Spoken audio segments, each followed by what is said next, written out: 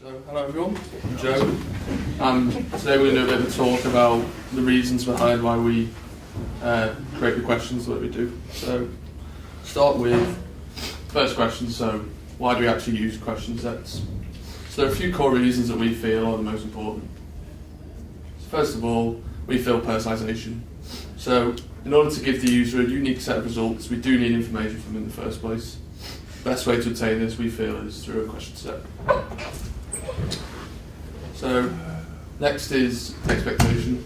So this is now what we feel that users expect to see when they come to get a quote on a price comparison website for a service like car or travel or home insurance. Then finally is efficiency. This is definitely the fastest way that we can get information from our users, other than physically speaking to them over the phone or face to face. So, how do we build the question? So, I think we need to start with a label. So, this is designed to allow us to frame our question for our users. This could be in the form of a question or a statement. So we want to use clear and simple wording, but we don't want to be so vague that we can risk the user not knowing what we're asking them. So, for example, this is not really a useful label. Instantly insinuates that another question should follow, so when it doesn't, we could cause our users to get quite stuck. So actually a few ways we could present this. A few ways that we can present this, both are correct but would have totally different applications. So the first is the most formal way to approach it. It looks a bit like this. It's a simple way to go about presenting it, but and it's not really a question, but it does get the point across to the user, and that most likely they would answer how we expect. This may be better used for something like a passport or a driving licence application.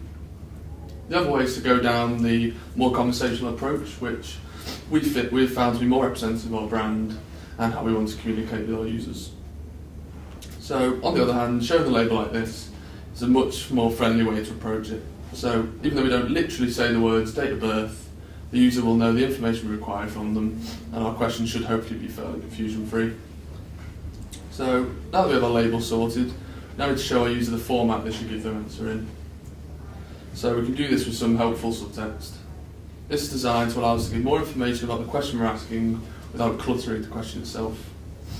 It's really just a useful piece that we can use to help make sure that the user enters the information we want them to. So doing something like this just sort of does the opposite. It doesn't really offer any additional information, but just frustrate people even more. So we always aim to do this properly. So this is a good approach to take. We can use the subtext to reinforce our question without bombarding the user with too much information. This also shows users that we're looking for a numerical answer, but at the same time shows the format they should present this in. So now that we've nailed this, we need to give them somewhere to answer the question. So we can start with our input field. So this can come in many forms. The bottom line of it is we want the users to know exactly how they should answer their question just by looking at their field. So take this one for example. The users expect to enter a simple answer with little to no format to adhere to. In the case of our question, it would work but may not be ideal. This is used currently in places on the site, but requires the user to enter their forward slashes themselves, which, when done incorrectly, could cause some problems. So, taking all this into consideration, it's just a drill. We're okay. So we've got fire alarm testing, ULO, sorry. So, doing this would probably be pretty rubbish. It does actually show our users they need to enter 3 individual figures, but it doesn't really show them how they should go, how much should go in each. In this case, you would assume that the year should be the shortest answer, whereas probably should be the longest.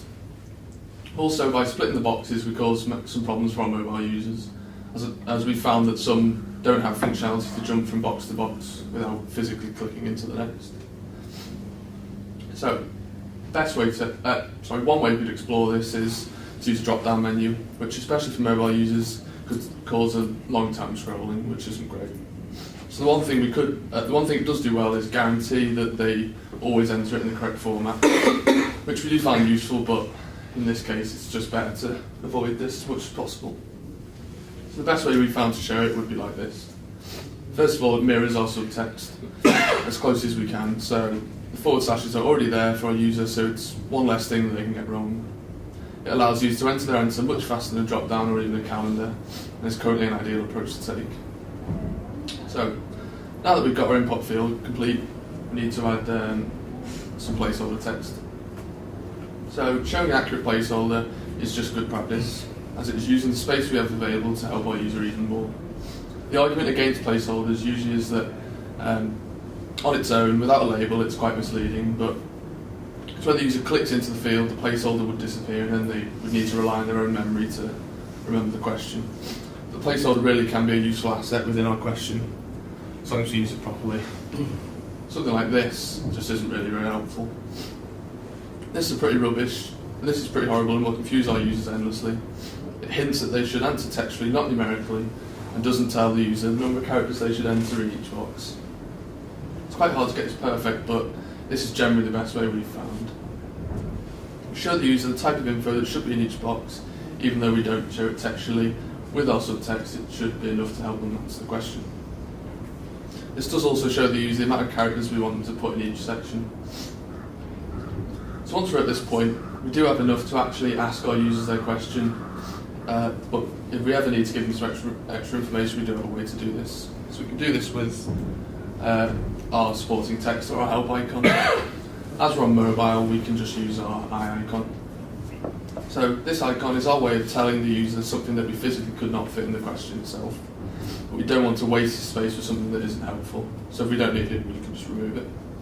For example, the user may want to know why we're asking them a question. So writing something like this just wastes the space and doesn't need to be there at all. It just does not tell the user anything they wanted to know. We should make it our number one goal to do this properly, as this can prove to be very useful whenever we need it. This is a much better approach. The user's question is answered without wasting any of their time. Hopefully, they now would not need any more information before answering the question and would feel more comfortable or trusting to give the information over. They then can close this in the same place they opened it, which is great as this is already some learned behaviour. So, now that we have our question sorted, we need to help when the users make a mistake. First, we want to alert the customer that somewhere in the question they have made a mistake. We can do this by using this red pipe to the left and highlighting the field. This should stand out quite well as it's bright red on white. Then, when we want to show the mistake they've made in the question itself, we can start by showing it above the question.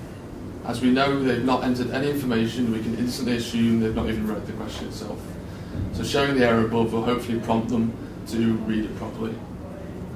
Also, using the alert icon is kind of a global symbol for an error or something to pay attention to.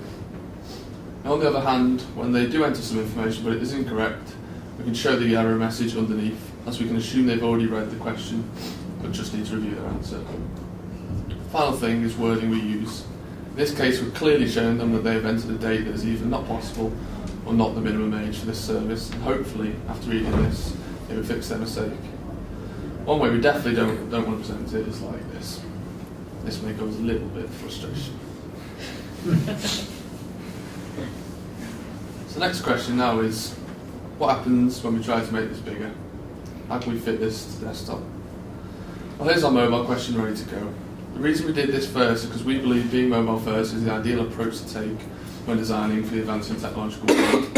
In October 2016, mobile usage surpassed desktop for the first time ever, and it was revealed that 51% of web browsing was done on a smartphone. As a result, this always creates a task of us converting everything from mobile to desktop. So there are two ways we can do this. The first is the quickest way and is very, very wrong.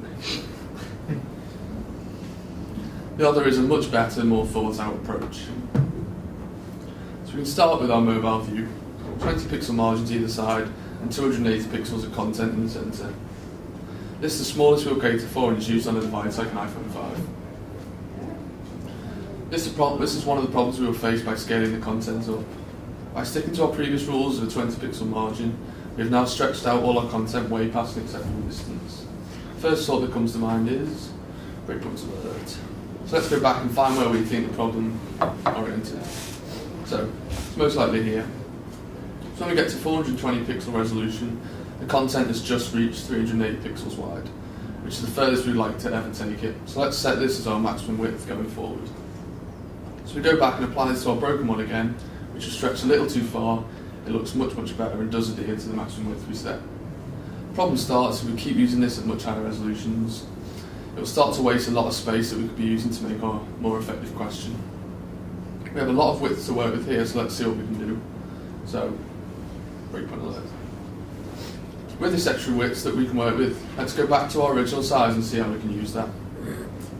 Here, our maximum width is again 280 pixels with margins either side of 20 pixels. So where do we think this would fit really well? 620 pixels, probably about right. So if we double our content and our margins, we can fit this in very nicely. Here's how it looks. This is a very efficient use of our space available and also cuts down the height of our question set, which is great. Here you can notice we also change our help icon into a text link, as now we have the space for it, and we can tell the user what they would expect to find behind the button. So where do we go from here? Well, if we wanted to scale this up again, we get quite a lot of space either side, and like before, this just doesn't look right. Bear in mind we've not yet reached our maximum width set, that we set earlier, so we should stick to our rules and scale the content accordingly. It should look like this, which looks much better, as our content is sitting at 352 pixels, which is getting close to our max width, but leaves us with a little more to play with. Then we get this, which now sits at 380 pixels wide, which we decided before would adhere to our maximum content width. So now we've reached the max width that we're happy to go to, we can then make the rule to keep a pixel margin in the centre and allow the outer margins to get wider and wider accordingly. So now you're thinking now that before I said the space either side is a waste, but we think keeping our content to this maximum size is a lot more important. So over time we'll start to look something like this, and then this is our maximum. Then the rest can just go on forever, but the same rules always apply. As screen sizes do get larger over the years, we can always increase our font sizes to make it more readable. So I hope this brief introduction to breakpoints has taught you a thing or two, and by using these tools we can now create great journeys.